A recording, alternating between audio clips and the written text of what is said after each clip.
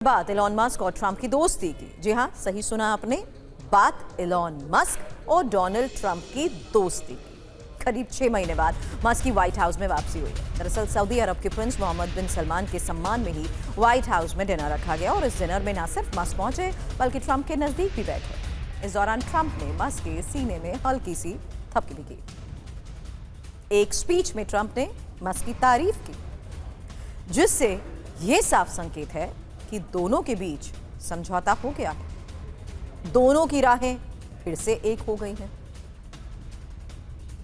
मनीष, सवाल आपसे होगा, too soon to realise that he is really very lucky. लेकिन उससे पहले इंफॉर्मेशन वॉल पर ये डिटेल उस तस्वीर के साथ जहां ट्रंप कैंप में लौटे एलॉन मस्क, क्योंकि मस्क के सलाहकार ट्रंप से टकराव नहीं चाहते थे और ट्रंप से टकराव बढ़ता तो मस्क को बड़ा नुकसान भी होता। हालांकि ये इंफॉर्मेशन इस लिहाज से भी समझिए जहां एलॉन मस्क ने तीसरी पार्टी बनाने का जो प्लान है उसे भी रोक दिया है और अब मस्क डोनाल्ड ट्रंप की पार्टी की फंडिंग भी करेंगे। एक और बड़ी बात, जहां ट्रंप मस्क को अपने प्रशासन में शामिल कर सकते हैं। अब इस फैसले का क्या असर होगा और इस फैसले का मतलब क्या है मनीष, ये भी समझा दिया जाएगा।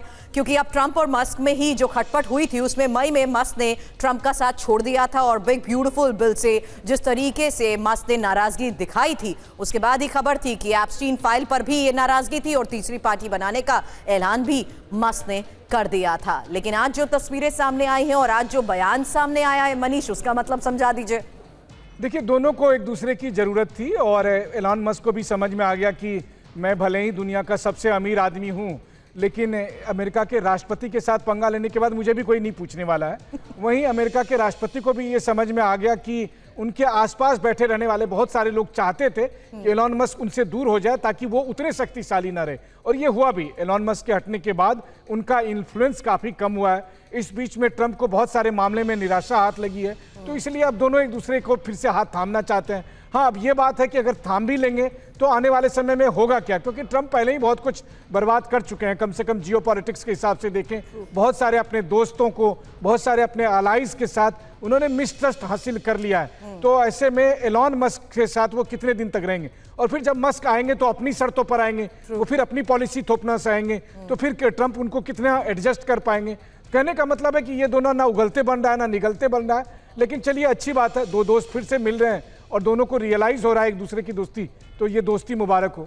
ये दोस्त मिल रहे हैं या दोनों एक दूसरे के साथ डील करने को एक बार फिर से तैयार हो गए। बहुत बहुत शुक्रिया मनीष इन तमाम जानकारियों के लिए आपका। बात एलॉन मस्क और ट्रंप की दोस्ती की। जी हां, सही सुना आपने, बात एलॉन मस्क और डोनाल्ड ट्रंप की दोस्ती की। करीब 6 महीने बाद मस्क की व्हाइट हाउस में वापसी हुई। दरअसल सऊदी अरब के प्रिंस मोहम्मद बिन सलमान के सम्मान में ही व्हाइट हाउस में डिनर रखा गया और इस डिनर में न सिर्फ मस्क पहुंचे बल्कि ट्रंप के नजदीक भी बैठे। इस दौरान ट्रंप ने मस्क के सीने में हल्की सी थपकी भी की।